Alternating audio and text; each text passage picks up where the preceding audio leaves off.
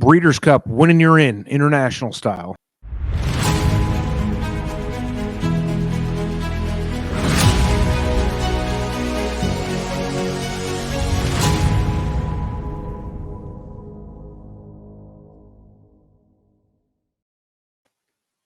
Hey, what's up, everyone? Welcome. This is the live reaction viewing party with Matthew DeSantis. What's up, Matt? How are you this morning?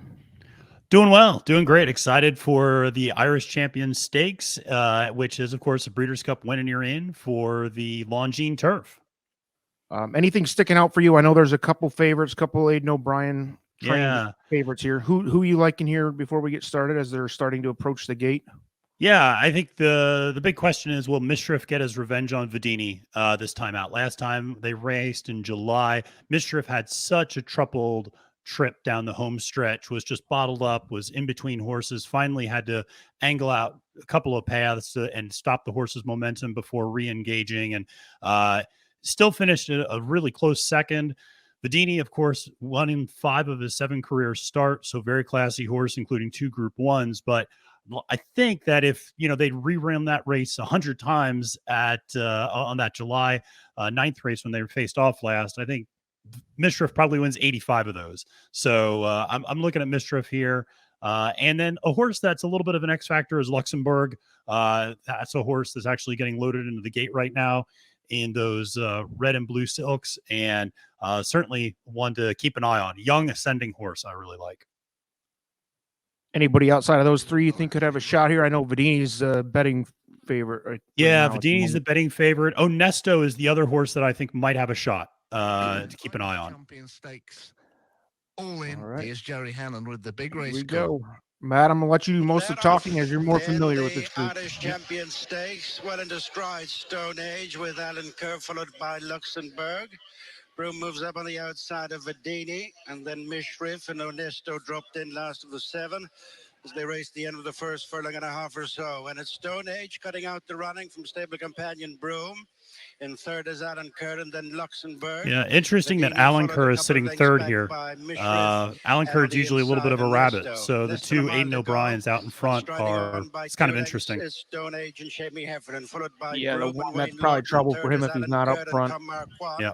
In fourth is Luxembourg and Ryan Moore, and then Vedini, the French star written by Christophe Simeon, and then on the inside Onesto and Stéphane Pasquier, and the back marker is the much-traveled Mischief and Colin Keane. They're just outside the halfway stage, and little changes in the order of running from first to last. It's Stone Age, the leader from Broome, and third is Alan Kerr, and then Luxembourg.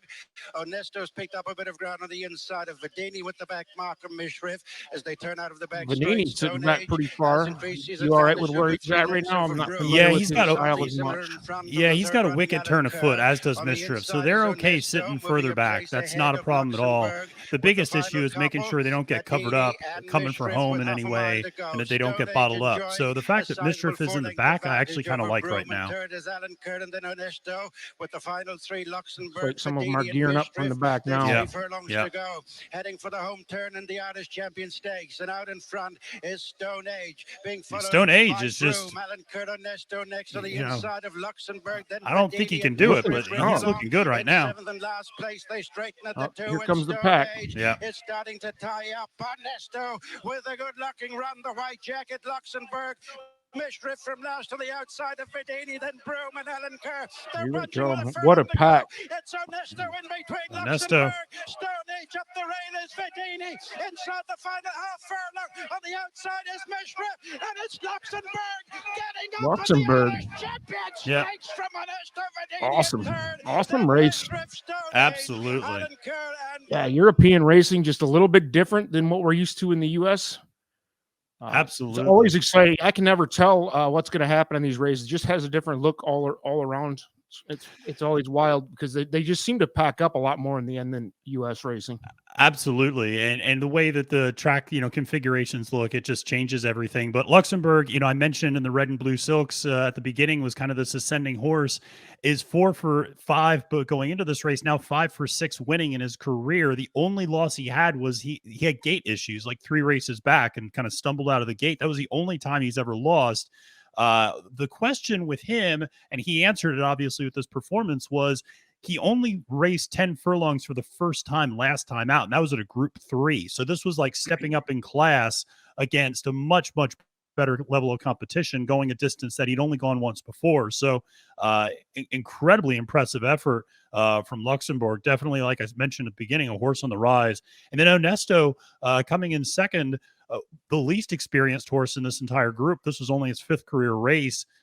2 Group 1 or 2 group wins, a Group 1 and a Group 2. Onesto is actually a horse that tends to like more distance, actually won at 12 furlongs last time out. So certainly, the 2 favorites ran decently, Vadini and Mishriff. Mishriff kind of coming running at the end, but those 2 younger horses, those 2 younger horses really got the jump. Yeah, it was interesting that the 2. I don't know what Luxembourg was, he around 5-1, I believe, when he had to close the post time there. But yeah. So I will.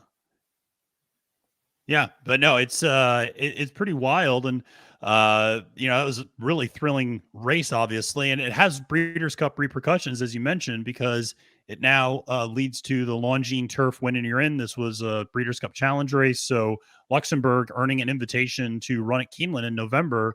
And just to remind people, this is the current Win and You're In field for the Longines Turf. So some of these horses have already qualified. Obviously, we just saw Gufo a couple weeks ago qualifying the Sword Dancer Gold Phoenix last weekend at the Del Mar Handicap, and we're going to see the Kentucky Downs Kentucky Turf Cup later today, and that's going to be an interesting one as well. But Luxembourg punching his ticket to go along with horses like Pile Driver, Title Holder, Nautilus, and Village King. So this is just a little snapshot of the Longines Turf, and this should be a really great race. I always look forward to these, and the Europeans shipping over.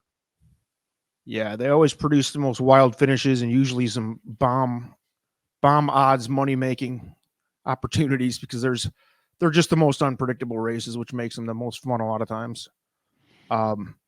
So outside of this list, obviously we just saw Vadini and Mishriff, 2 of the better horses in the world at this point. You could throw them onto this list, I assume. Who do you see as the turf favorite as far as futures go for the British Cup? Yeah, I mean, I think if he comes over, Pile Driver certainly makes a lot of sense. I think this is a horse that I've just been incredibly impressed by every single race. So, I think that's kind of where I would go in terms of leaning towards a favorite right now. But I think that a horse like Title Holder is super interesting just because we saw the success Japan had last year. This would be another really notch in their cap if they could win the Longines Turf with Hiroshi Yamada's horse, Title Holder. So I think a lot of people are rooting for Japan because they seem to be doing things the right way, and they have the right way of training horses, I think. So certainly a very formidable horse in his own right. But I think Pile Driver is kind of the favorite right now. But obviously, as you can see on the graphic up here, still have a few more Win and You're In races even after this weekend. So the next big one is in October, the Arc. And so that'll obviously, really dictate who maybe the betting line favorite is going to be going into Keeneland, because that's a horse which will have a lot of momentum. All right. So if you like this content, you want to follow through with all the rest of the Breeders' Cup Win You're In races, please subscribe to our channel. And thanks for checking us out, everybody. Have a good day. Peace.